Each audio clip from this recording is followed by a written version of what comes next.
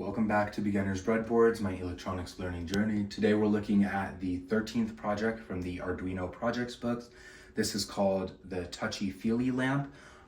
This project uses the capacitive sensor library within the code, and the capacitive sensor that it's using is just a piece of metal foil.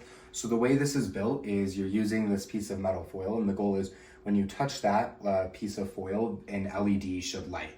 So we're using two pins here for our capacitive sensor, pin 4, which is the sender pin. And so what that does is it sends out a burst of some signals, and then it waits until pin 2 gets those signals back. It's connected to a 1 mega ohm resistor and that piece of metal foil. And then once pin 2 receives those signals back, the code and the capacitive sensor library will create a sensor value for it. Now the way this works is it acts like an RC. So in pin 4, there's an inherent built-in capacitance from the Arduino. So there's just a built-in capacitor there.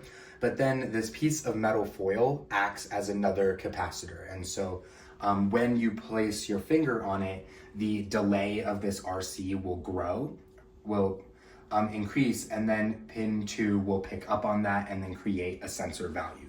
Based off of that sensor value, if it exceeds a certain amount, we send a signal to pin 12 of the Arduino to tell this LED to turn on. It also has a protection resistor of 220 ohms.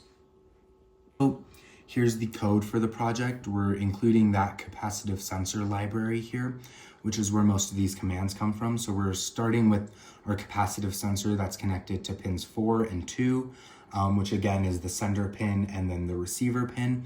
We also have our threshold amount of 1000. So when the sensor value is over 1000, the LED will light. We're also printing the sensor values on the serial monitor so we can see what that is. So what this does is it will send a burst of 30 pulses out of pin 4 to pin 2, and that is what creates this sensor value based off of the delay that pin 2 picks up. And then if that sensor value is greater than the threshold, the LED will go high. We can also see it printing the value of the sensor on the serial monitor.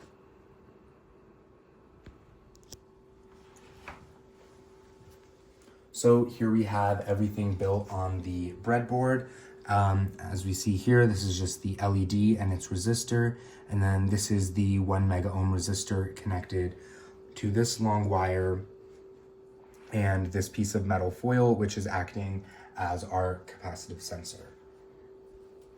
So demonstrating this, if you touch the sensor, the LED will light. And if you don't touch it, the LED will not light. And because you're touching it, it acts as that capacitor, which increases the delay on pin 2. So if you touch it, you can see the values on the serial monitor go way up. And what we're also doing is trying to visualize the pulses that are being sent on the oscilloscope. So we can see here is from our delay. This is that burst of 30 pulses that is being sent out by pin 4. And that just keeps going as we put our delay there. And then when you touch the sensor, you can see the delay between those is increased. And that's what tells the LED to light up.